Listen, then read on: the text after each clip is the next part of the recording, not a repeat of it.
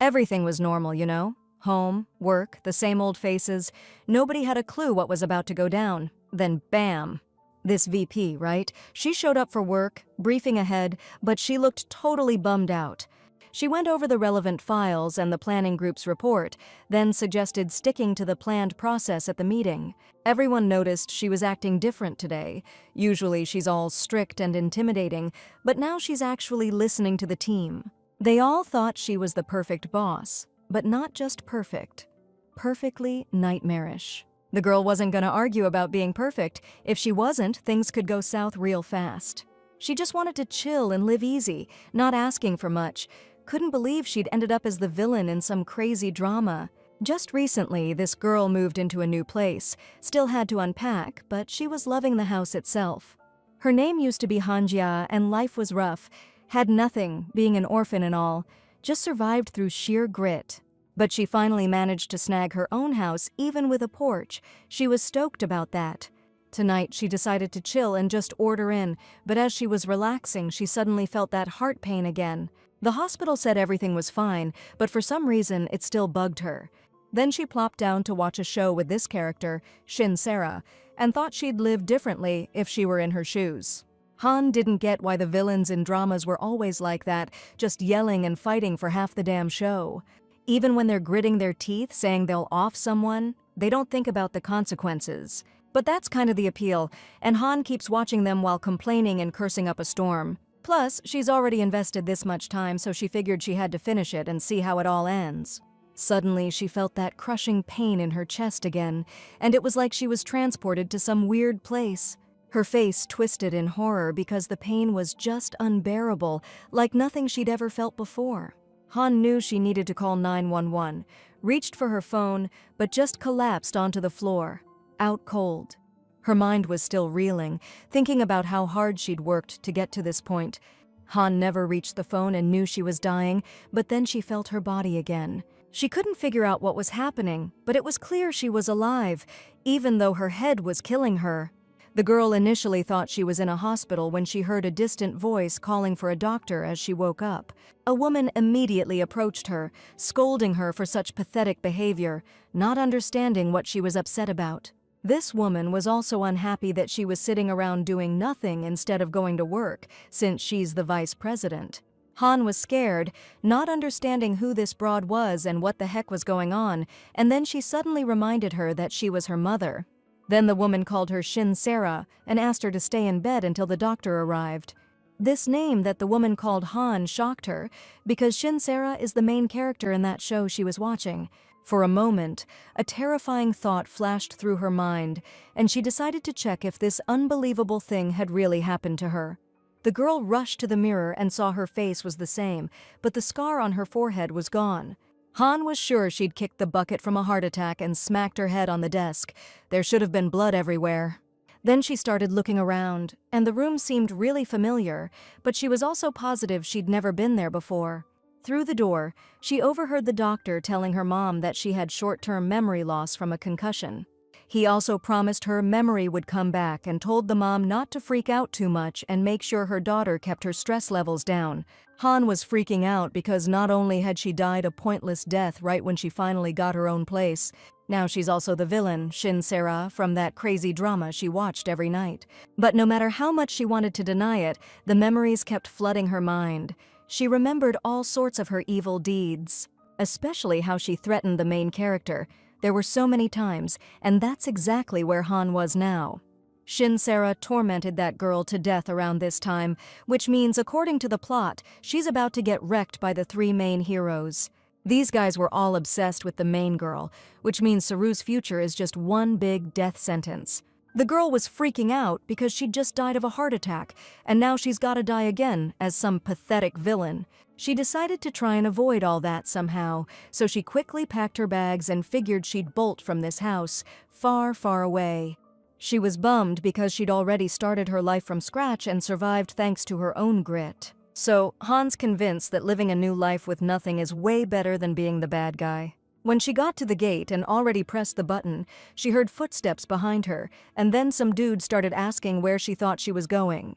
His voice sounded nasty, and he was glaring at her with real venom, getting closer and closer, filling her with dread.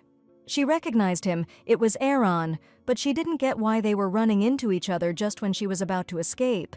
This guy was one of those three main leads, plus he's the illegitimate son of the late Chairman Young, one of the founders of Songwon. He lost his mom and came to Songwon out of desperation, and Chairman Shin saw the image of the late chairman in him and decided to back him. That's how Aaron clawed his way up to VP, but Shin Sera was the rightful heir to Songwon. She couldn't stomach it, thinking that spineless loser didn't deserve to be there.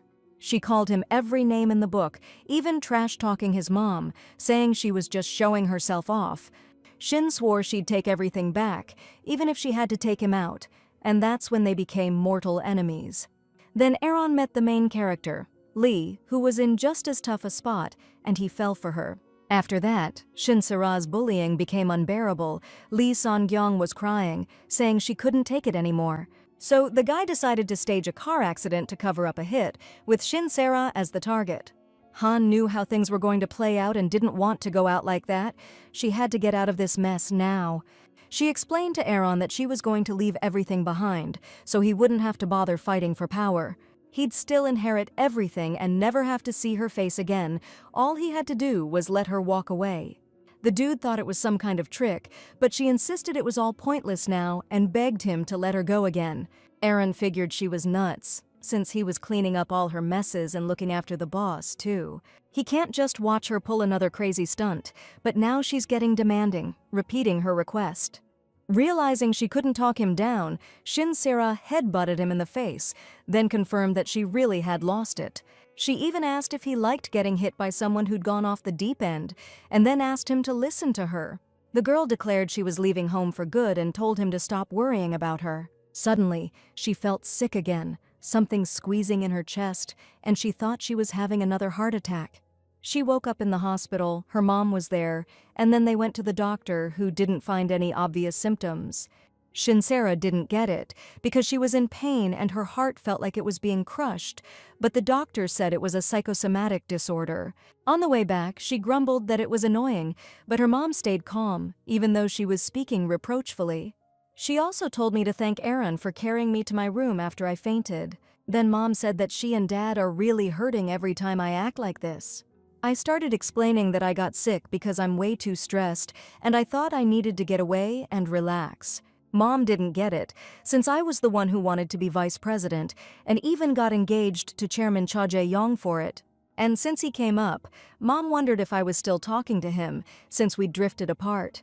I remembered begging him to stop playing hard to get, since he wouldn't find anyone else on my level. I didn't understand why he treated me that way since I was his fiancé, and he was just another player in this whole mess. And with his striking looks, incredible skills, and personality, he was the perfect guy. Cha reminded me that we were just business partners, and that I was supposed to agree not to get involved. I knew he looked like a gentleman, but didn't see the point of a villain like me marrying such a shallow guy. She figured the original Shin Sera was into bad boys, but Gia straight up hated them. What worried her more was that sudden heart attack. She thought it was because she was ditching Shin Sera's destiny. She was stuck between a rock and a hard place. Kick the bucket again or live and die as the villain. Either way, it was game over. Just then, she got a text from her fiancé Cha, asking to meet up and talk. She agreed, thinking she'd just have a quick chat and bail, but the meeting spot seemed kinda weird. When she showed up, Cha told her to sit down and get comfortable, but he clearly wasn't thrilled to see her. Jae-young was only with his fiancé for the perks because he was head over heels for Lee Sun-gayoung, and Shin Sera's life was spiraling downwards until their relationship tanked and they called it quits. After that, Cha got caught up in some shady stuff and became a notorious white-collar criminal. Han knew that to survive in this world, she needed to steer clear of that guy. Cha wanted to know why she texted him asking to break things off, and she just said she felt like it. The guy was totally thrown because she was practically begging him to marry her before, and now she wants to call off the engagement. He even wondered if she was still messing with him, like this was some kind of childish game she was playing. Cha also pointed out that marriage is a kind of business deal, and you can't just break it or settle it on a whim. Shin Sera explained that nothing ever really happened between them anyway, and besides, she's just not into him anymore. Then, with a hint of sarcasm, she suggested that maybe the guy had already fallen head over heels. But then she cooled down a bit, saying she thought he actually wanted to marry her, and asked again to break off the engagement. The guy sighed heavily and admitted he was tired of this nonsense and asked to put the conversation on hold. He suggested they continue with the wedding preparations, but that doesn't mean he'll acknowledge her as his wife.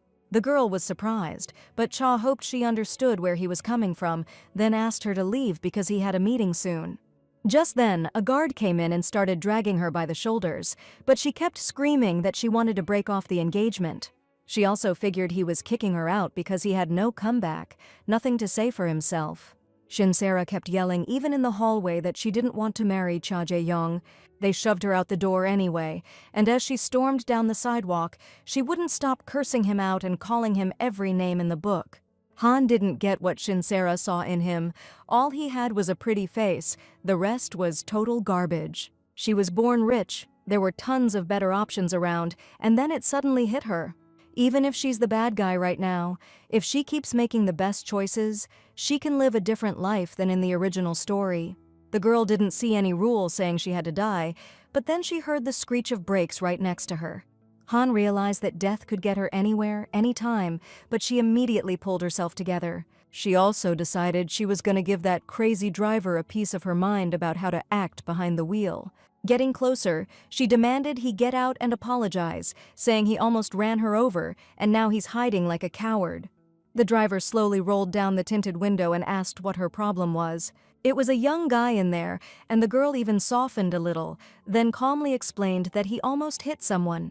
He didn't see what the big deal was, since she wasn't hurt, then told her to call a lawyer if she wanted compensation for emotional distress. The guy held out a business card, but didn't wait for her to take it and just tossed it at her feet. That set her off, and she kicked the guy's car as hard as she could, which totally stunned him. Then she jabbed her business card into his forehead and told him to send the bill for the car door to the address on the card.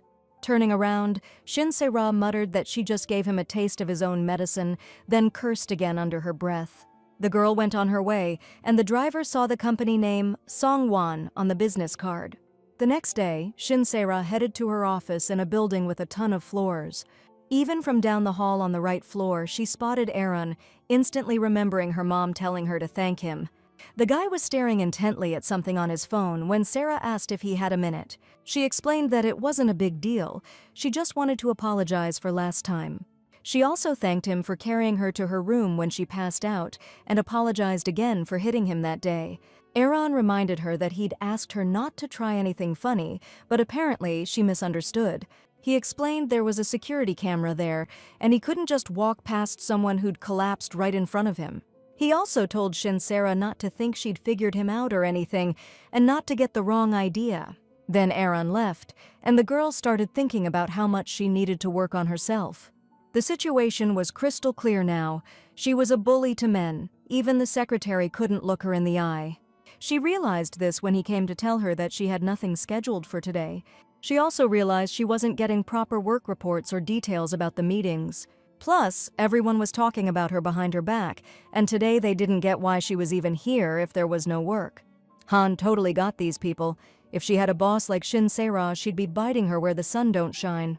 It also bugged her that these people cared that she was eating alone, like they had nothing better to do. A guy in a suit came up and reported that all the messages had been deleted, and she thanked him for the info. But then she realized it was Director Bayek and apologized, explaining she didn't remember much after passing out. The guy told her not to apologize, and if she needed anything, to just let him know. Director Bayek was the team leader and a friend of Chairman Shin. He approached Sarah, basically warning her to tone it down. She understood, and decided she'd try to keep her head down, even though she had a lot bottled up inside. Then she was told a guest had arrived, which surprised Shinsera, since the secretary said there were no meetings scheduled today. He explained it was an unexpected guest asking for a word, so the VP told them to send him in. She was curious who it could be, and then she saw that driver guy, thinking she should have just kicked him out right away. She immediately asked what he was doing there, and he reminded her she'd given him her card and told him to come see her. Shinsera remembered about his door and told him to take it up with her secretary because she was swamped. But the guy said she wasn't getting off that easy and admitted he came to get a good look at Vice President Shin Se-ra's face. He also wanted to properly give her his business card this time, then politely asked her to take it. The girl took the card and saw his name was Cho Jong-won, and she had some seriously bad memories about him. Han remembers him holding Shin Se-ra captive and interrogating her, asking why she wouldn't just give up. This guy kidnapped Se-ra out of pure selfish desire and curiosity, like some twisted creep. But if things had gone according to the original plan, she wouldn't have met him until her engagement party, years later. Cho noticed her face went white as a ghost, but she was just thinking things through. She knew his hot temper could screw everything up, and one way or another she needed to ditch him. Then Shin Se-ra told him again to talk to her secretary because she was swamped with work. But the guy politely pushed back, saying she shouldn't treat him like that, kicking him out now. Then he held up a flash drive and explained he had everything on his dash cam. The way she was bad-mouthing him and left a few dents on his car, especially since she has such a squeaky clean image. The guy threatened to add a few chapters to that image, but she suddenly wondered what good he'd ever done. Shin Se-ra pointed out that he blew through a crosswalk without seeing the light, which is a violation. She also assured him his screw-up was caught on a traffic cam, and she didn't get why he was so cocky. Then the girl asked to see his video, but the young man immediately yanked his hand back. Shin Se-ra reached for him, and he started toying with her like a kid with a new toy. She got pissed, realizing he was there to throw his weight around, but Cho just repeated that he wanted to see her face. He also said they'd be seeing a lot more of each other, which is why he introduced himself. After that, the guy started to say goodbye, explaining he had another meeting and said it was fun dropping by. Shin Se-ra yelled after him that he was full of it and demanded he give back her recorder right now. Then she noticed the secretary looking all shaky and, knowing rumors would start again, told him to get back to work. She didn't know what was up with her. She was getting all worked up for some reason and blamed herself for keying his car. Shin Se-ra knew Director Bayek would come by again and give her the stink eye, and just then she got a text. It was Lee Seon-gyong, who was worried about the VP and asked her to say if everything was okay. Later, those girls met up, and Lee immediately started asking why Shin Se-ra hadn't replied or texted her back. She thought the other girl was just feeling under the weather, but now she could see by her face that she was doing a lot better. Lee Sun-kyung is the perfect, universally loved main character, plus she's kind, beautiful, and super sweet. But Shin's hatred for her knew no bounds, and eventually it turned into something truly awful. Han decided that from now on she'd befriend Sun-kyung because that was her best shot at dodging a bad end. The girls headed to a cafe with a gorgeous garden, and there, Shin Se-ra confirmed that she'd lost some of her memory. Now Lee understood why she hadn't been answering calls or letters. Before, she just thought she'd forgotten. Then she asked Shin that no matter how busy she was, to always reply to her, because she gets worried. Lee reminded her that they'd been friends for 10 years now, and the vice president thanked her for her concern. Just then, some other girls walked by, noticed Sun-kyung, and decided to come over and say hi. Shin Se-ra figured they were friends too, but she couldn't quite place them yet, and they asked if they could join them. Lee got a little flustered. You could tell right away it wasn't just a friendly vibe between them. Still, Han didn't want to worry for nothing and hoped Sun-kyung could handle herself. Lee cheerfully invited the girls to sit down and then made to move over to Shin Se-ra. The VP didn't leave because she wanted to hear about their business, even though she felt out of place. They started talking about Lee's new brand and also told her to chill out and go on a date. One of them suddenly blurted out that dating's a drag and you should just skip to getting hitched. Sun-young disagreed, saying marriage is a big deal, but her friends assured her that with her looks and charm, she'd be fine. Then they asked if Sun wanted to meet anyone, and then remembered her boyfriend had moved back to Korea. Han thought this rich girl talk was super suffocating and considered just leaving, saying she was swamped. Suddenly, Lee announced that Shin Se-ra was way prettier than her, and also a kind and sweet girl. Then, Song explained that there was just a misunderstanding between them before, especially since Sarah has amnesia now. Lee asked her friends not to talk about what Shin Se-ra doesn't remember right now, and they didn't object, putting on sympathetic faces. Then they started discussing her makeup, thinking that if there's too much of it, it doesn't look very good. But Lee was even envious of her sister, because she's not a celebrity, but she dresses flashy and is very confident. After chatting for a while, the girls started saying goodbye, and Song Kyung reminded Sarah that they were invited to a party. It's for the opening of a room group store, it'll be this week, and Lee advised her to dress up nicely.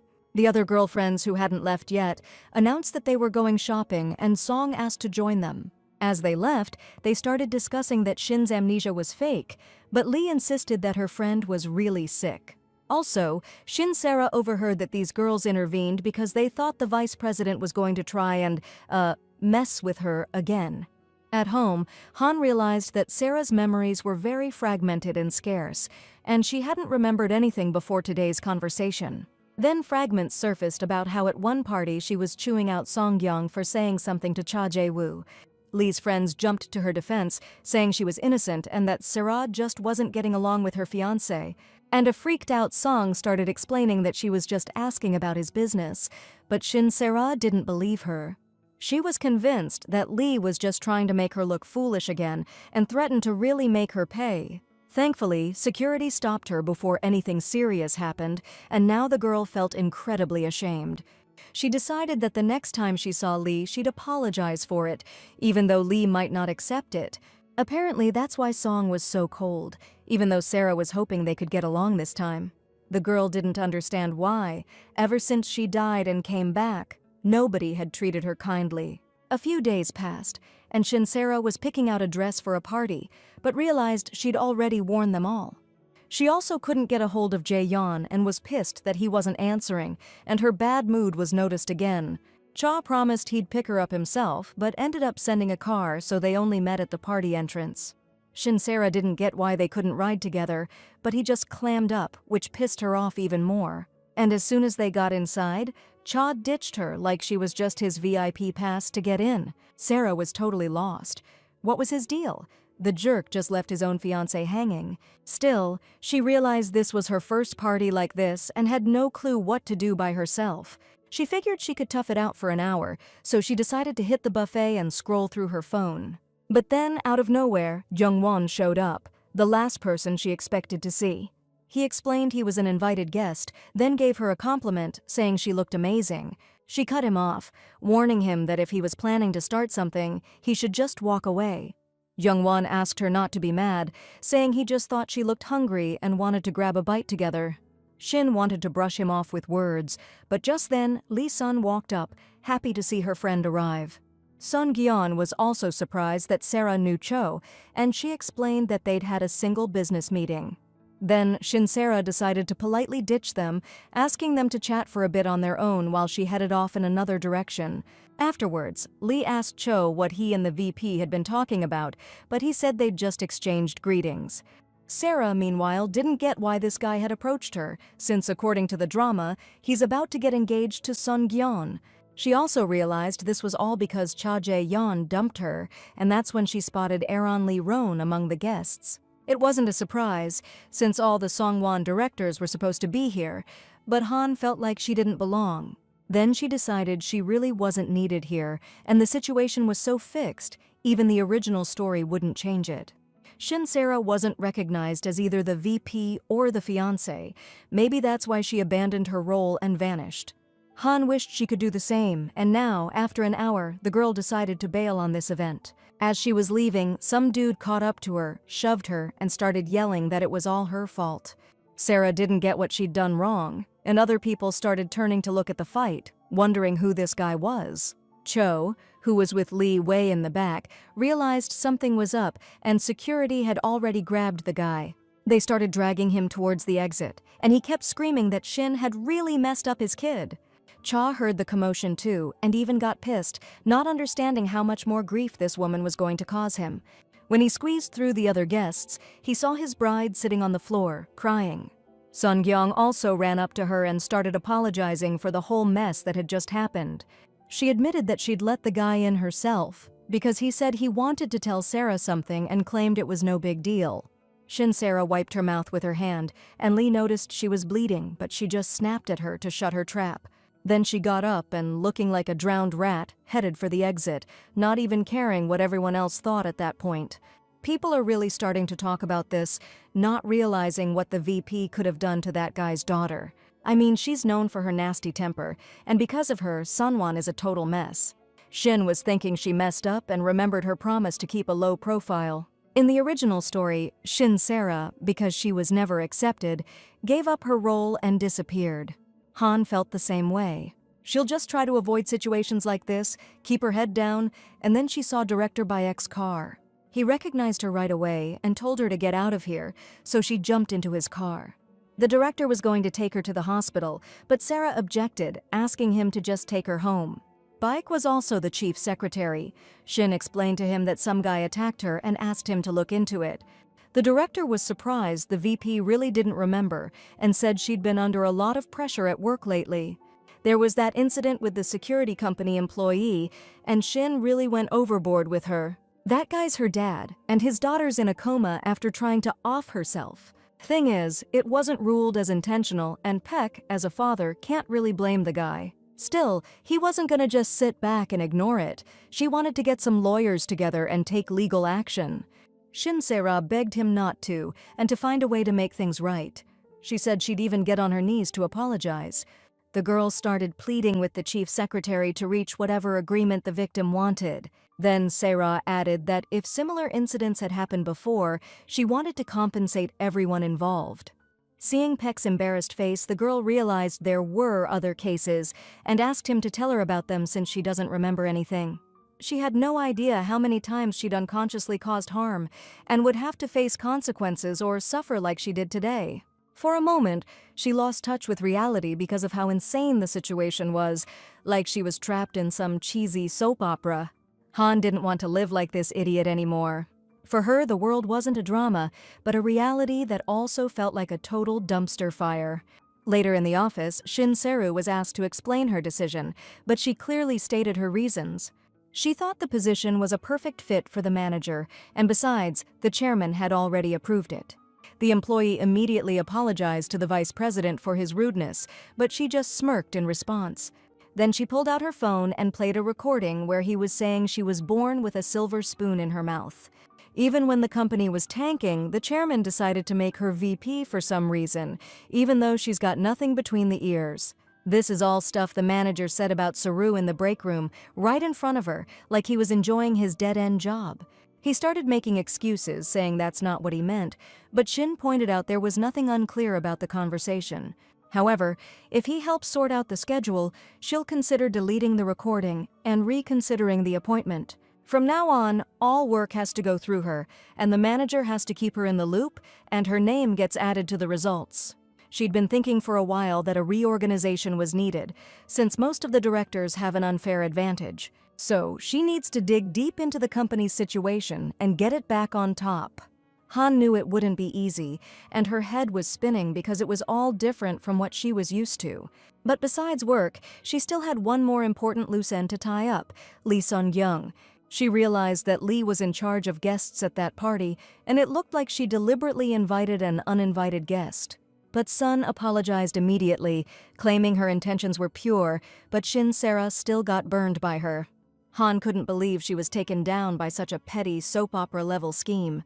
She went to the kitchen for coffee, and that's where Lee Ro-woon spotted her, also noticing the bandages on her hand. He figured she got hurt at the party and immediately remembered wanting to check out what happened. Ro-woon also noticed her so-called fiancé staring intently at her then, and he couldn't figure out why they arrived separately. It also pissed him off that Cha just stood there watching, and he didn't understand why that spineless jerk couldn't protect his bride. But he also knew that if he approached her himself, they might just end up fighting again. Then Ro-woon asked Secretary Baek to bring the car around to the main entrance, explaining that Shin Sera was in trouble. She saw him just now and figured he wanted some coffee too, even offered to pour him some. But then she changed her mind, didn't want him thinking she'd slipped something nasty in there. She started to leave the kitchen, and Ro-woon suddenly asked if she was okay, which Sarah found a little surprising. Plus, she spaced out again, but then understood the question and said she was fine, and had even been to the doctor. After wishing her brother a pleasant coffee break, she immediately went back to her room and locked herself in. Sarah didn't understand why Ro-woon acted that way, because she was sure he'd say something about how she was doing. Then, tears welled up in her eyes again, even though she didn't know why, because she shouldn't even care. The next day, at a meeting, Shin and the other directors were discussing business related to coal. They scrapped the whole deal. Short-term profits got in the way, and there were issues with some business partners. Sarah said she still wasn't seeing enough action from them and demanded this thing be wrapped up this year. She also asked for background checks on everyone, then said she needed to have a talk with accounting. The secretary reported that the company's ratings had gone up in the last few days, and she said it was thanks to his help. But Peck disagreed, saying the success was all because of Shin Sarah's efforts. Then he confessed that the chairman had been asking about her, which surprised her, even though he's also her father. Even when they crossed paths at work, Chairman Shin ignored her, and sometimes it felt like they didn't even live in the same house. That guy just never came out of his own little world, but now she was floored. Then she admitted to the secretary that director Lee Ro-woon had also been asking about her business and well-being. She figured he was just gonna be ticked off at her and tell her to stop causing him trouble. Peck knew they had a weird thing going on, but he figured Shin Sarah deserved to know something. He confessed that Ro-woon was the one who called him that day, asking him to come pick up Vice President Shin. Peck didn't pry about why, 'cause the guy was already in a bad place himself. Sarah was just in trouble and clearly needed help, so Lee Ro-woon gave him a ring. Now the girl understood why Secretary Peck showed up just in time. Looks like Aaron really did care about her. But when she tried to bolt, he chewed her out, and Sarah couldn't figure out why the dude was acting like that. A little later, she wrapped up some stuff, and all that was left was the financial report. Honestly, Han hated working. To keep up with the schedule, she's got to get to the office super early. She decided to grab a bite, and in the lounge, she noticed a guy sitting alone who called out to her. The man greeted her and asked how she'd been lately, and Sarah asked him to introduce himself. The man realized that the vice president had indeed lost her memory and confessed that he was a member of the 8 Immortals. Han began to recall that in TV dramas, all the executives at least once ask witches about the success of their business. The man also noticed that the girl's spirit had changed, and she jokingly asked if her fate would change in the future. Shin Sarah didn't like that he wouldn't stop talking because she really wanted to go eat. The man confessed that he couldn't predict her life as a vice president, and then she decided to say goodbye to him. By evening, Sarah arrived home, happy that she didn't have to work at night. She wanted to wash up and take her pills. However, as soon as she stepped over the threshold of the room, she saw Ro-woon's motionless body on the floor. Shin immediately rushed to him, not understanding what was wrong but hoping he was okay, and tried to call out to him. But Iron did not regain consciousness, and Sarah didn't know whether to call an ambulance since she couldn't wake Sun and the butler was already gone. Then the girl decided to drag him to her room, where with great effort she laid him on the bed. After a while, the guy woke up, and Sarah immediately gave him the meds he needed, telling him to eat some porridge first. She also told him he was passed out in front of her door, and she helped him out and brought him to her room. She also called Professor Kim, and he admitted that Ro-woon was seriously overworked and often fainted because of it. Aaron eyed the porridge his sister offered him suspiciously and asked if she'd made it. The girl explained it was just rice porridge, since it's the easiest thing on the stomach. The guy still found it weird that she could cook, and she explained she was a total newbie, just following a recipe online. Han realized the original Sarah couldn't cook, because girls like her just have a personal chef whip everything up. Ro-woon slowly brought the spoon to his mouth, but let his sister know she didn't have to watch him, and she agreed to leave. Once she was outside the door, Han realized she just liked watching him eat. He looked so cute, and she thought she was losing it. The girl figured she was just tired and getting weird thoughts, and decided to go to bed ASAP. So her mom, Ms. Song, kept bugging her to hit up this VIP party, saying she couldn't just grind all the time. Sarah wasn't feeling it and suggested Ro-woon go instead, but he was out on a business trip, and Shin Sarah was the only one who could represent Songwon. Plus, word got back to her mom that things were going great at the company, meaning her girl was killing it. She knew her mom had a point. To really lock things down, she needed to play the game outside the office too. Then it hit her. Why not give it a shot? She'd come this far, so she agreed to go. Later, she thanked Cha Jae-yeon for squeezing her in, knowing he had other plans. She also warned him he couldn't just bail on her. They were sticking together since they arrived together. Then she told him to chill out a bit, just act like her date, and he'd be fine. He agreed, figuring if she was asking him to be her partner again, she wasn't going to push to break off the engagement anymore. She just told him to think about it himself, knowing how worked up he was even though she was totally done with him. That's where they ran into a guy who said they looked even more stunning in person than he'd heard. Sarah congratulated him on the gallery opening, adding that the inside was just as beautiful as the outside. He explained there'd be a cocktail show later that afternoon and hoped they'd enjoy it. The girl nudged her fiancé, subtly prompting him to agree that they were both having a great time. She also wondered why he was looking at her like that, like it was a struggle to keep that smile plastered on. He protested, adding he hadn't realized his bride-to-be could be so outgoing. He'd never seen her like this before. Then a girl came up and shyly greeted Sarah, and Han recognized her. It was Sun Gyeong's quietest friend. He didn't know her name, though, and she confessed she'd been trying to get in touch with Sarah, but she had no way to reach her. She was going to ask Sun Gyeong later, but since Shin Sarah was here, she figured she'd ask her now. Then the stranger explained they were having a get-together on Saturday and hoped the VP could make it too. Sarah figured it was just another gathering of rich girls and agreed to go, asking for their contact info. Plus, she noticed this chick treated her way better than the others and seemed like her intentions were on the level. Sarah was hoping this meant things would finally fall into place, and at this party, she felt like her reputation was turning around. Before, Shin Sarah was the embarrassment of Sunwon Group, a crazy woman even her fiancé dumped.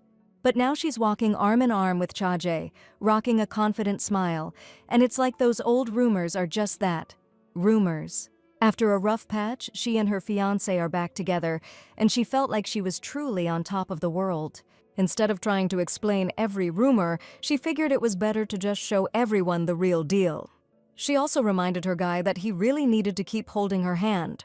He didn't need to go overboard, just show everyone how in love they are. Then Sarah spotted Sun Gyeong and knew there was no way she'd miss a party like this. They said their hellos, and Lee confessed she'd heard a lot about Cha Jae-yeon, then introduced herself as Sarah's close friend. Song noticed a weird look on Shin Sarah's face and figured she didn't like how she was talking, so she apologized right away. Then her friend asked how her injuries were, hoping they were better, and apologized again for that day, adding she'd been really worried. Song Kyung insisted she never expected that guy to act like that, 'cause he seemed so nice. She also called a doctor right away, but Sarah had already left, and Lee figured her friend was mad at her, which is why she hadn't called. Sarah was getting a little tired of the chatter and politely explained that she was in the middle of a conversation with Cha Jae-yeon. After that, she headed off with him in the other direction, first asking her friend to text her later. She also explained that she wasn't just ignoring Lee's calls, she was just super busy at work and didn't have time to chat. Then Han thought she'd gotten into the habit of saying that, and she did her best, but it was still her fault. Cha wondered if that was the daughter of the Rowoon Group chairman, also realizing they were good friends. Sarah confirmed they're friends, but also admitted she feels awkward around that girl. Then she told me to ignore it, that whatever happened at the party was Lee's slip-up, and his image won't suffer. The guy remembered thinking his fiancée was just messing with him again, and he was dying to see what went down. But then he noticed a weird look on Sun Gyeong's face, like you couldn't tell if she was actually worried or not. And if he understood correctly, it wasn't a mistake, and that girl really hates Sarah. His fiancée then asked if he liked Sun Gyeong and even offered to introduce them, but he turned her down. Han knew that according to the drama, they should hit it off, but it's obvious he's faking it. They went up to the second floor, which Sarah loved. She thought it looked more like a palace than an exhibition hall. Then she thanked Cha Jae because she thought she'd have to go to this event alone today. Although she figured he just felt sorry for her, because otherwise he'd be a real jerk. Cha noticed her then, and saw bruises were still visible under her dress on her shoulder. He didn't say anything though, and she suggested they head down slowly since the cocktail show was about to start. Down below, some dude was walking past them when he slipped, and Cha just barely managed to grab him by the collar so he wouldn't fall on them. Yeon told the guy to watch himself near the stairs, and he apologized, saying the floor was just really slippery. Cha also asked the bride if she was okay, and she assured him she was fine. She also remarked that her fiancé was really good at escorting, but couldn't figure out why he left her at that party back then. Sarah also thanked him, knowing that doing so in public made their relationship look better. On the way back, the girl suggested they grab dinner together, even though she knew it wasn't an appealing offer for him. Sarah explained she wanted to discuss things they couldn't talk about before, and clarified she meant calling off the engagement. They went to a restaurant where she decided to cut to the chase and asked what Cha wanted when he decided to marry her. She promised to give him what he wanted, figuring something must have driven him to get involved with a tough broad like her. Plus, she knew his company, Gumgang, was built on shaky ground, having started as a back alley loan operation. So, marrying her had to be a big deal for him, while for her personally, the engagement was just a whim. Still, the girl couldn't figure out why Cha wanted to stay engaged to Shinsera, who he clearly couldn't stand. Cha likes peace and quiet and control, but to shore up his position, he created a subsidiary called Lumintech. Lumintech showed massive growth, swallowing up Gumgang branches one after another. Sarah was obsessed with the chairman's grandson from Gumgang Group, and everyone there was pushing for the marriage, thinking it was a win-win. Shinsera just offered to transfer logistics operations over to Lumintech, which would be a nice parting gift for breaking off the engagement. Chajae thought it sounded good, but knew it was just wishful thinking, something that could never actually happen. Besides, she's just the chairman's daughter at Seongwon Group. She doesn't have much real power inside the company. And get this, she outmaneuvered Lee Roun herself using this marriage, because she doesn't have the skills he does. Sarah realized he thought she was trying to save face, and when something bugs her, she tenses up so she doesn't blow her top. She explained to Yenu that there's still a lack of trust between them, so she felt she had to tell him something. She shared that the Sunwon audit team will be conducting a fair trade diagnostic soon. This group reports directly to the chairman, and there's nothing Lee Roun can do about it. After the audit, there'll be a bidding war where Sarah can fully support Lumintech, and she reminded him she's Chairman Shin's daughter. So, Cha doesn't need to marry her. He can still get the inheritance, and the business profits will be huge. Cha didn't argue, but he couldn't understand why she'd begged him to marry her before, and now she's suddenly changed her mind. She gave a simple explanation. She just doesn't like him anymore since he's been ignoring his fiancée and avoiding her. Plus, he's been inconsiderate, one-sided, and acting like a jerk just to keep up appearances. Cha's pride always made him try to one-up Shinsera, so he argued constantly, and she hates that. After that, she suggested ending the discussion if Jae-young wasn't interested in anything else. Sarah met up with that quiet girl on Saturday and thanked her for the invite. It was a little loud here, and Han would have preferred a different vibe for hanging out with friends. Still, the people around looked happy, and the girls settled at a table where more friends were already waiting. It was their first planned get-together, but Sarah could see they were still awkward since they were trying to build friendships. Then Song Kyung showed up with a few more friends, and Sarah immediately faked excitement that she came. Now Han knew what kind of person Song Kyung was, since she could easily read her face, and right now, she was pissed. Lee actually asked why Sarah came, reminding her that she's so busy she can't even talk. Song Kyung also brought up that she really wanted to talk to her, but she didn't answer when she called. Then she wanted to know which of them had contacted Sarah instead of her, but the girls just clammed up. But Shinsera confessed that she wanted to come, so she asked for the address herself, and she just needed a break. Sarah wanted to accept the invitation directly from Lee, but she gets that Lee decided not to invite her out of respect for her work. She also explained that things had calmed down at work, and the problem with her brief memory loss was resolved. Shinsera explained to the others that it was from overworking herself. She passed out and hit her head pretty hard back then. She didn't even recognize her mom at first, and was in outpatient care for a few days, but she's doing fine now. Besides, there's Secretary Baek and Lee Rowoon, and there are plenty of people around who are happy to help her out. Suddenly, Song Kyung admitted she didn't know about her friendship with Lee Rowoon since they argued at the private party when he went after Sarah. Someone remembered that it was the party where Song Kyung almost got shanked, and apparently not everyone knew about that. Lee Song immediately put on a guilty face, but said she was happy that things were going well between Sarah and Iron now. Plus, at the gallery opening, it looked like her and Cha Jae-young were back on good terms. Song Kyung also noticed Sarah really clicks with guys fast, and Sarah just smiled back.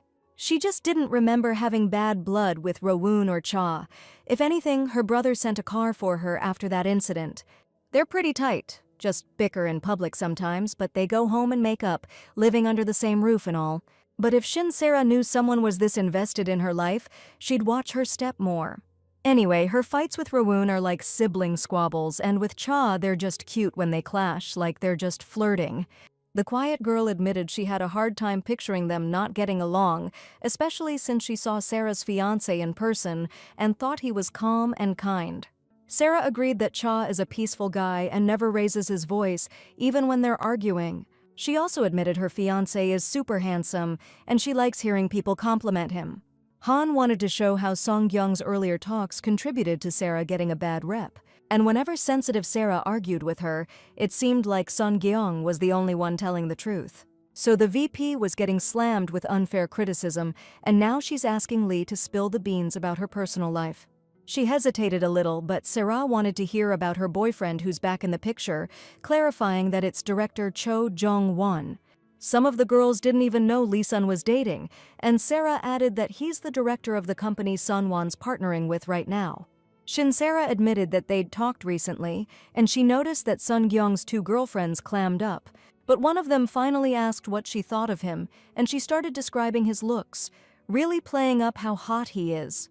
Suddenly, Sun-gyung blurts out that he's her fiancé. She was just keeping it under wraps to surprise her friends with an engagement party later. Then she confessed she felt super embarrassed that her love life was getting aired out like this. Sarah was actually surprised, and Lee kept blushing, explaining that her friends would have found out eventually anyway. And then she said she was used to VP Shinsera just saying whatever's on her mind without holding back. After that meetup, she got home feeling totally wiped out from all the talking. The whole point was to broaden her horizons and polish her image, but it just turned into a showdown with Lee Sung-kyung. Still, she had a blast, because it was the first time she'd actually made some real, friendly connections. Sarah knew she might have gone a little overboard, but the wine was just too good, and she had one too many. It wasn't just her behavior last night. Now she was stumbling around because she was still buzzed and nearly ate it on the stairs. Plus, she almost brained herself on a sharp corner, barely catching herself with her hand. Han knew she always got into trouble when she drank too much, and this time, no heart attack. But she almost bought the farm. She just lay there on the steps for a while, contemplating the universe when her brother found her. He was wondering why she was sprawled out like that. Then he figured she'd just had a really good time last night. Rowoon called out to his sister, but she just started mumbling and waving her fingers at him, like girls do when they're tipsy. Then she got curious why there were so many stairs in the house, and realized it would take her a while to get to her room. The guy was now even more sure she'd had way too much to drink, and she hiccuped and slurred, not even denying it.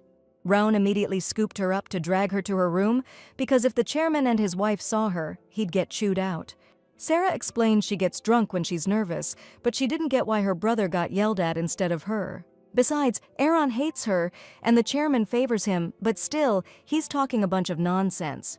The guy somehow managed to drag his sister to her room door, and she, barely able to stand, tried to say something to him. He didn't understand her drunken mumbling, and then she tried to explain that he should drag her all the way to the bed. Sarah confessed that she was super sleepy and might just pass out right there on the floor. Aaron granted her request and tossed her body onto the bed like a sack of potatoes, hoping she'd finally leave him alone. But then she suddenly grabbed his hand and pulled him so close that he started having some seriously inappropriate thoughts. But Shinsera wanted to know how close he was with Lee Sung-kyung, since she acted like she knew him well at the meeting. The guy admitted he only recognized her face but had never actually spoken to her, which Sarah found surprising. Because Lee claimed to know him well, and then Shinsera mumbled that she knew everything, which confused Aaron. He asked his sister to explain what she meant, but realized he wasn't getting anything useful out of her today. A few days later, Lee Ji-yeon showed up to see Sarah. She was supposed to assist the vice president in the future. Sarah explained that she'd mostly be doing secretarial work and suggested they get along. The girl was happy to have a good assistant, and from that moment on, her work started getting real intense. But there's months of serious stress ahead, because even a lazy jerk hero has to go through a lot to get his freedom. Sarah broke off her engagement with Cha Jin-woo, but now she needs to keep Rowan under control to secure things back home. Just then, Cho Jung-won suddenly appeared before her, noticing she was drinking canned coffee instead of the usual fresh brewed stuff.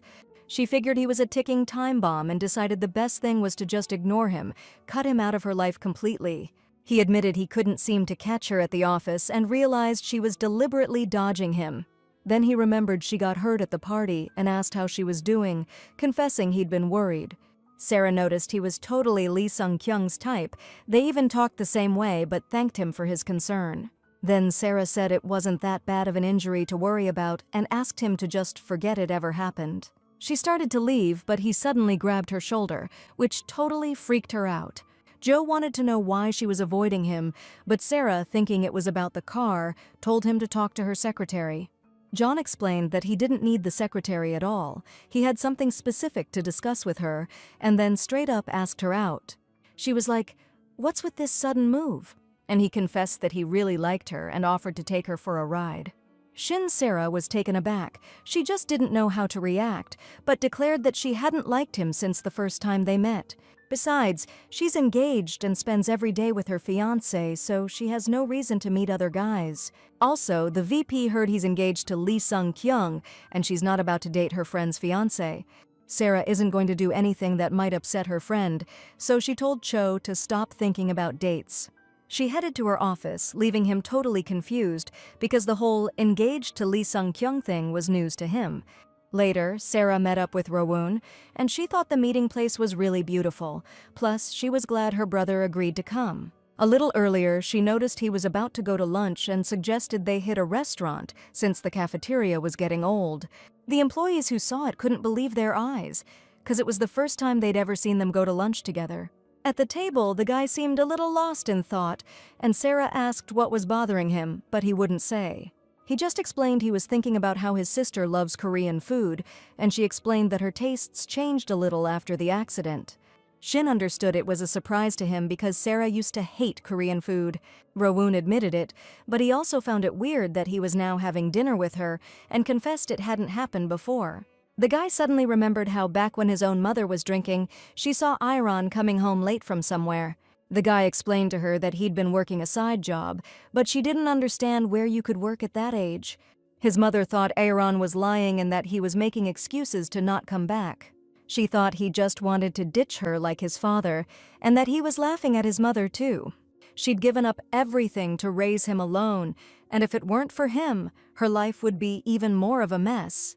Then she threw a bottle at him, but the guy managed to duck behind the door, and she screamed, asking why he wouldn't listen to her.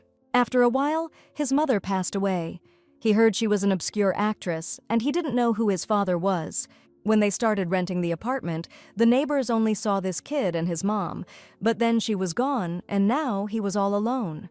People felt sorry for this kid who was still in school, and his mother had only left him a goodbye letter. In it, she apologized for hiding the truth and confessed that his father was Chairman Jung Il-tae of Sunwon Group.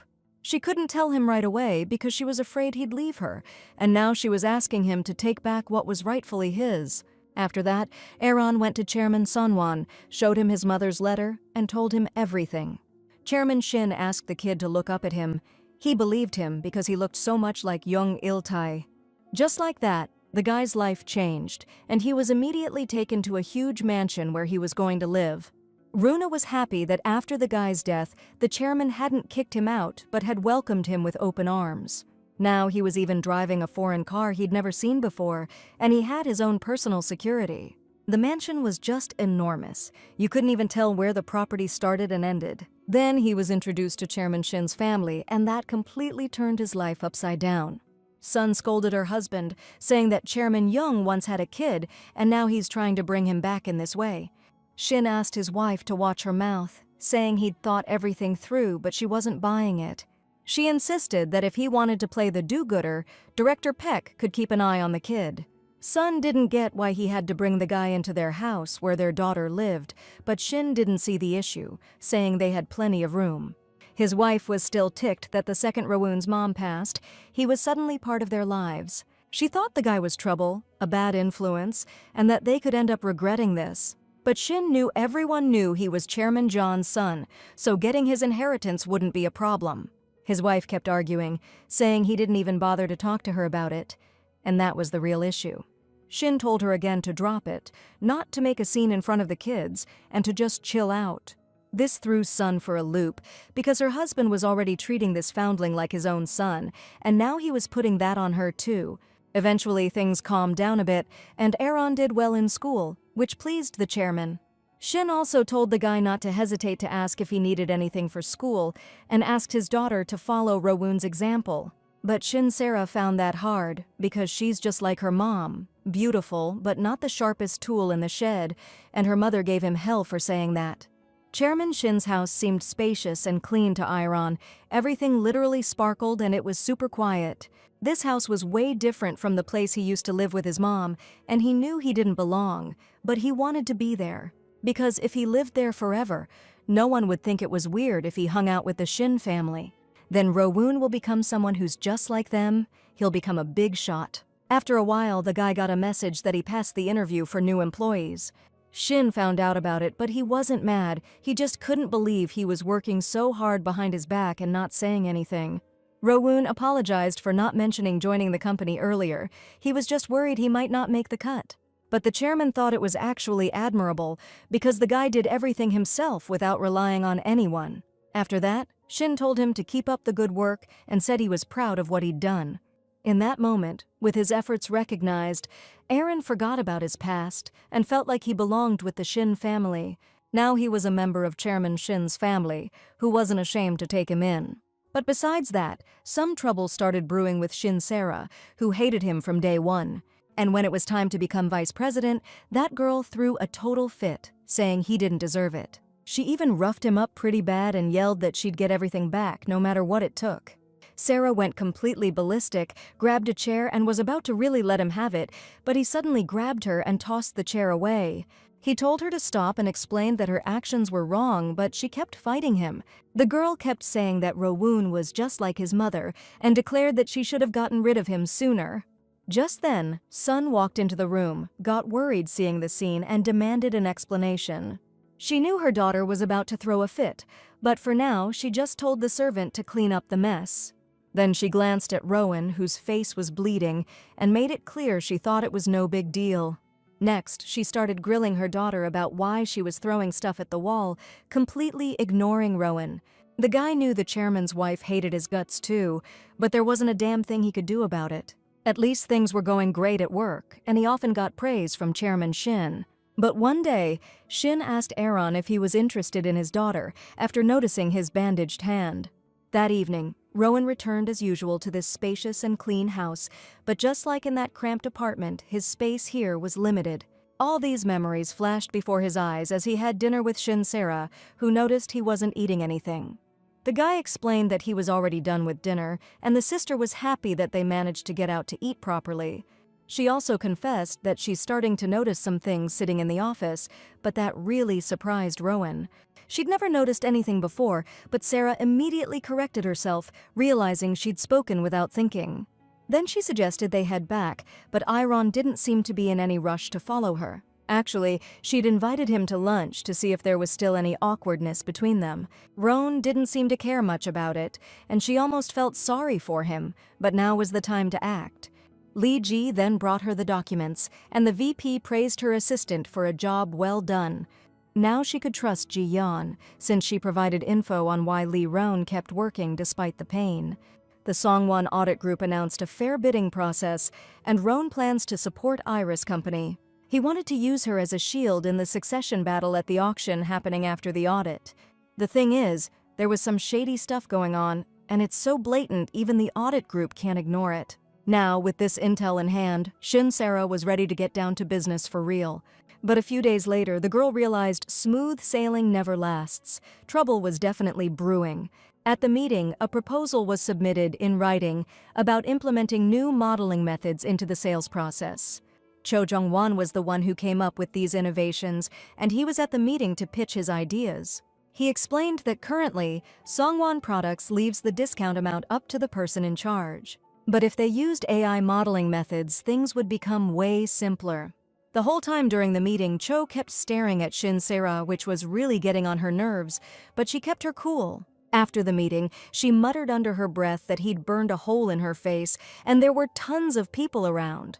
For some reason, this guy only paid attention to her, and now he's suddenly catching up with her in the hallway. Sarah was barely holding back from punching him, and then he had the nerve to ask to talk to her alone. He didn't get why she was still avoiding him, and she reminded him that she wanted zero contact with him outside of work. Sarah made it clear this was a one-time deal and told him to spit out what he wanted, quick. He hit her with the same old line, go on a date, cruise around in his car, grab some grub. She couldn't believe he repeated the exact same thing, word for word, and reminded him she wasn't interested. Besides, she's swamped right now, super busy, and honestly just too tired to keep arguing with him. Cho suddenly started muttering about how she's been running around apologizing to everyone, fixing her screw-ups. She didn't get what he was driving at, so he explained he wants some compensation for the busted door too. Sarah, getting pissed, told him to take it up with the secretary, but Cho wasn't having any of that. He asked her to talk to him after work, and then he'd be willing to hand over the dashcam footage. On the way to the office, Sarah was mentally cursing him out, knowing she'd have to work overtime at home later and wait for his call because of him. And at the end of the day, when she went down to the parking lot, the stubborn jerk was already waiting for her and asked her to hop in his car. But then she noticed that this was not the car on which she had vented her emotions. Cho confessed that he bought a new one, explaining that Sarah herself had wanted to buy him a car, and he only likes to drive a beautiful one. Then he also explained that he would give her the dash cam if the vice president went with him. They went to the park on a small bridge, the view from which was simply magnificent, just as Cho had promised. Then he explained that right next to the observatory there is a restaurant that has few people today, as it is a weekday. Sarah also noticed that there were no other people in this place besides them, and Jong-won noticed that this embarrassed her a little. The girl did not understand why people were so curious when she was just trying to live her life. She also began to list everything she wanted to do, while screaming, which made Cho watch her with surprise. Sarah continued that it didn't matter how she lived, it was her life, and she didn't understand why people were so interested in other people's lives. Then she calmed down a little, took a deep breath, and began to laugh hysterically, explaining that she had released all her stress. Cho just kept staring at her, totally confused about what just happened, and she explained she just needed to yell for a bit. Now she feels like $1,000,000 and admitted this place is actually pretty nice. Then, like nothing happened, Sarah asked where that restaurant Cho was talking about was and reminded him about the dash cam. Watching her all over the place, Jung-won realized she's a blast and knew he couldn't give up that easily.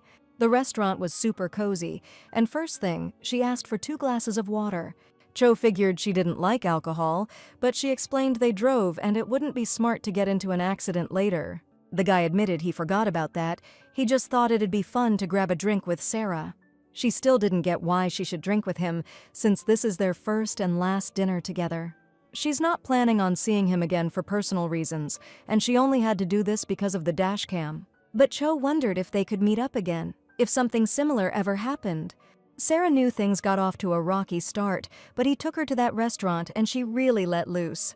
She even thanked him for a good time, but Jung-won thought she was pretty intense.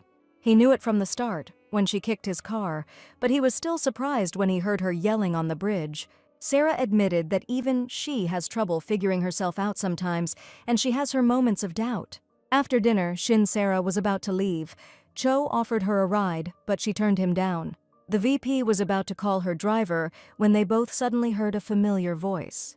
Standing before them was Lee Seon-gyeong, surprised and hurt, wondering why Cho was with Sarah. Sarah felt like Lee had caught this guy cheating and was grilling them about whether they were out drinking together. The VP immediately denied it, not understanding why she'd say that, but Cho suddenly blurted out that they were. Now Sarah was totally shocked and demanded he explain why he was talking crazy, like he'd lost his mind. In a fit of rage, she even grabbed his shoulder, but Song-gyong took it the wrong way again and was even more disappointed. Lee even broke down crying, not understanding how they could treat her like that, and Sarah was shocked by the dramatic turn of events. Shin started explaining that Song misunderstood everything. It's just that she caused Director Cho some trouble. She reassured her again that they weren't drinking and were going home in separate cars, but then Cho decided to jump in. He got curious about what kind of relationship he had with Song-gyong, and she froze in confusion, just like the VP. Sarah just saw a crazy situation between a crazy guy and girl, and she was stuck right in the middle of it.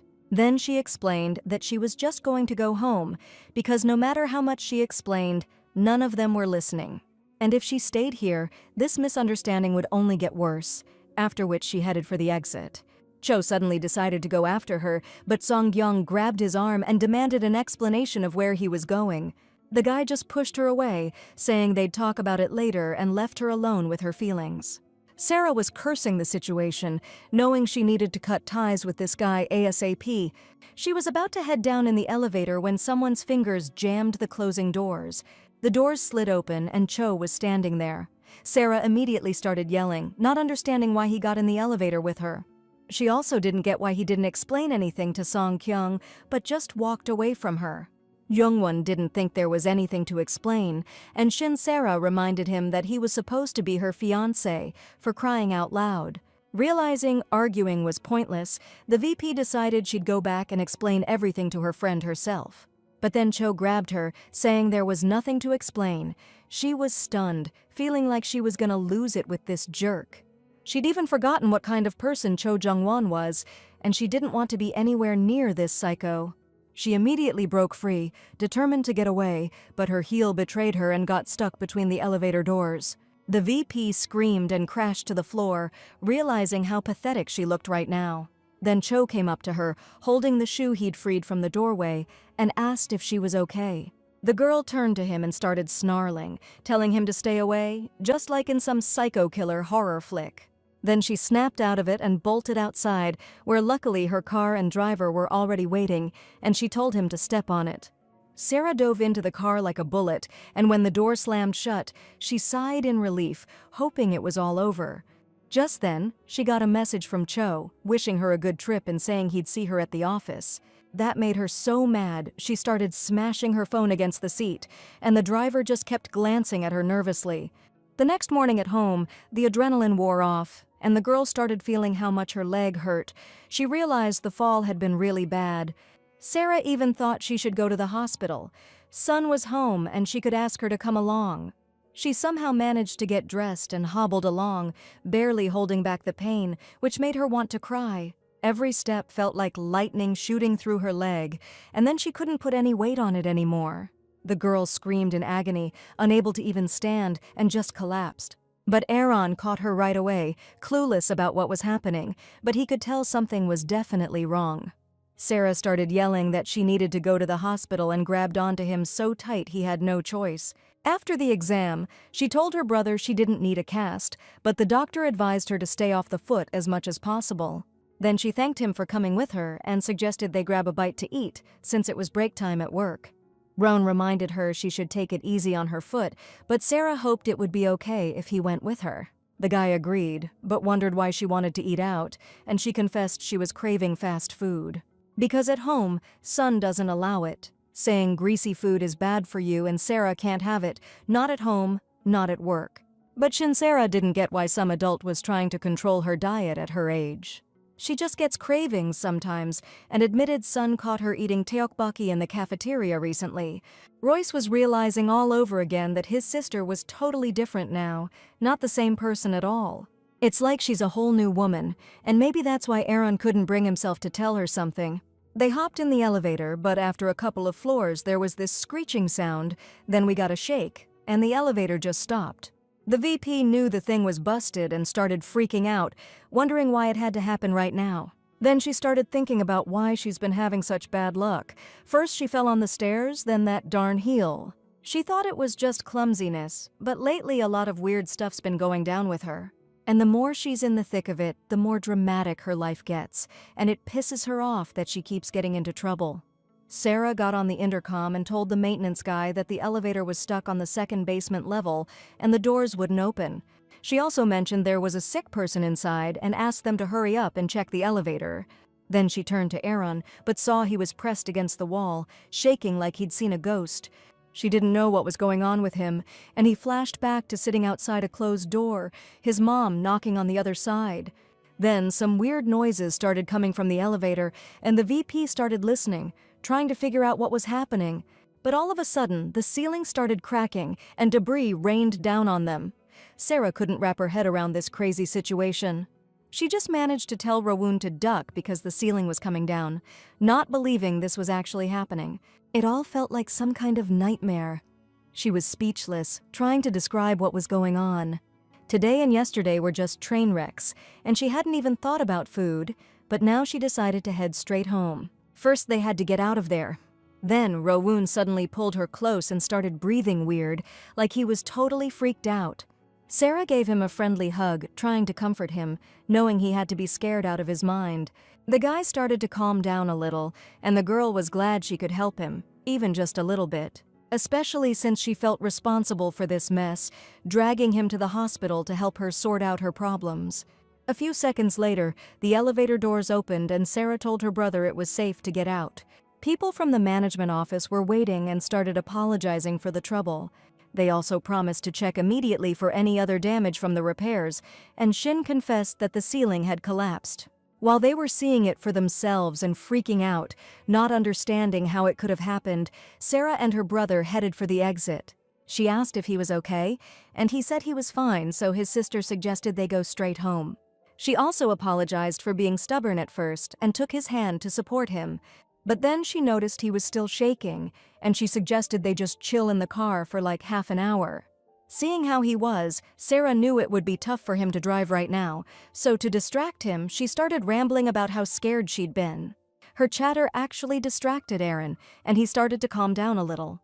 He was also convinced again that Shin-Sera really was a different person now, and he even took her hand back. Meanwhile, Lee Sun-Gyeong was too bummed out to even get out of bed, totally crushed by what happened. She kept replaying that night in her head, still in disbelief that it actually went down like that. What really stung was when Joe said they'd talk later, and then just bailed on her completely. Sun-Gyeong was clueless why this was happening. Everything was cool before, and now it's like she's cursed or something. She also remembered at the party, Sarah was pushing them to talk, then just wandered off somewhere else. Then she flashed back to talking to Joe, trying to explain that he shouldn't get too close to Sarah. Sun-Gyeong even pointed out that the VP already has a fiancé, which Joe wouldn't know since he hasn't known her that long. Lee confessed that they're currently fighting, and she suspects Sarah's just trying to use Jong-won. She insisted that Sarah's only pretending to be nice to make her fiancé jealous. Sun-Gyeong, even though they're friends, couldn't stand to see Joe getting played like that, especially since she's the only one looking out for him. He listened to her and got curious why Sarah wouldn't break off the engagement if she had problems with her fiancé. Lee didn't get what he was implying, but the guy clammed up and she figured something was off. Cho then noticed some kind of commotion happening near the exit and asked her to go check it out. Song-Gyeong asked Won to hang tight for a sec while she went to see what was up, but then realized nothing had changed. Lee knew Sarah was still her friend and silently hoped she'd stay that way in the future. It was just like that time at the party when some disgruntled dude took a swing at the vice president. Song-Gyeong believed that even if Sarah was being a jerk or mad at her, she was still a friend deep down. But then she saw Sarah touching Jong-won's shoulder again and decided that was crossing the line. That's when Song-Gyeong woke up and realized she'd had some crazy dream, and she immediately bolted downstairs. Her mom was making breakfast and was surprised her daughter was up so early, but Lee just rushed in for a hug. The girl broke down crying and then asked her mother, who was trying to figure out what was going on, to visit the professor. In the morning, Rowan got the documents he'd requested, and the guy was actually happy he'd finally shown up. It's just been so long, this dude figured Aaron had given up, calling him the vice chairman and all. The guy was still hesitant, unsure if this information would even help him in the inheritance battle.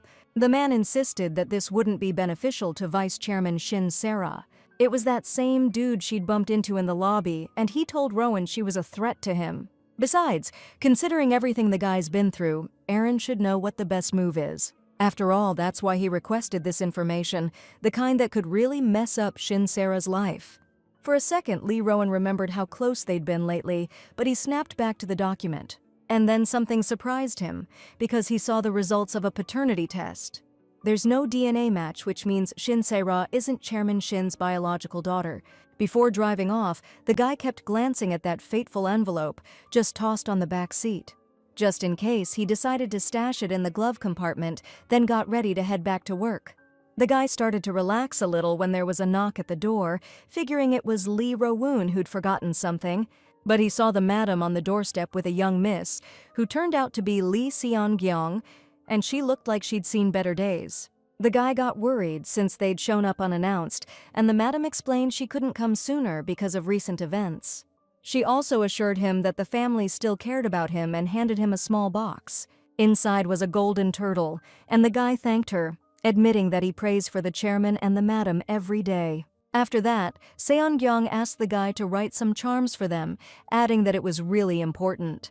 He didn't argue with the young miss and told them both not to worry, he'd take care of everything. This guy knew things were getting real complicated, and Chairman Shin was about to become a paper tiger. He needed to make damn sure Aaron inherited the position, smoothing things out for him down the road. I mean, just a few months back, Roan was so pissed he was ready to take down Sarah and get his revenge. But that's all gone now, especially after Lee said he'd decide himself whether to use them or not. The kid made it clear that intel would hit Sarah hard and Chairman Shin even harder. Roan looked hesitant, making this guy think he was actually starting to fall for Shin Sarah. And Lee Song-kyung, that little girl, he realized all these changes were because of Miss Sarah. The day they met, he felt her vibe had shifted, even though he thought he was imagining things at the time. But even so, there's nothing that woman can do. This guy was sure things would play out as planned. A few days later, Sarah's leg was almost healed, but the doctor still told her to take it easy and ditch the heels. The girl was really hoping this would be her last time in the hospital, and then she decided to grab some coffee. But then she froze when she saw Lee Sung-gyung standing right in front of her, and for a second they just stared at each other. Finally, they started talking and decided to sit down together for a coffee, where Sarah guessed that Lee was sick too. Lee explained that she was fine, but Shin still felt awkward and knew she had to get this over with. She apologized to Sun-gyung for Director Cho, admitting that she messed up and things got twisted because of it. She also knew it sounded like she was making excuses, but confessed that she scratched Youngwon's car and they were talking about the damage. Sarah explained that they only had dinner once and hadn't seen each other since, or even talked on the phone. Then she pulled out her phone and showed that she even blocked his number and forwarded all messages to the secretary. She also assured her that she totally supported Lee's relationship with Director Cho, but then Lee suddenly cut her off. Sung-gyung asked her to explain why she was acting like this, adding that she seemed like a completely different and unfamiliar person now. On the bright side, Lee doesn't have to worry about Sarah and Jong-won anymore, but she made it clear she was just bummed out. Sung-kyung really digs Joe because he looks out for her, but she's noticed he's been acting different ever since Sarah showed up. Then Lee confessed that her friend was messing with her head and asked her to be more considerate in the future. Sarah was already regretting that they met because all she did was apologize, and Lee just started getting all emotional. Lee finally got ready to leave, and as a parting shot, just asked if her friend was happy now. Sarah admitted that lately she's been mostly dealing with hospital stuff and tiring things, but she doesn't think she's happy. Sung-kyung just smiled at that and said goodbye to the VP, who remarked that Lee had become unpredictable. She didn't get why Lee was suddenly so interested in her happiness, but she'll find out what's up some other time. To find out how that goes down, stick around and subscribe so you don't miss it.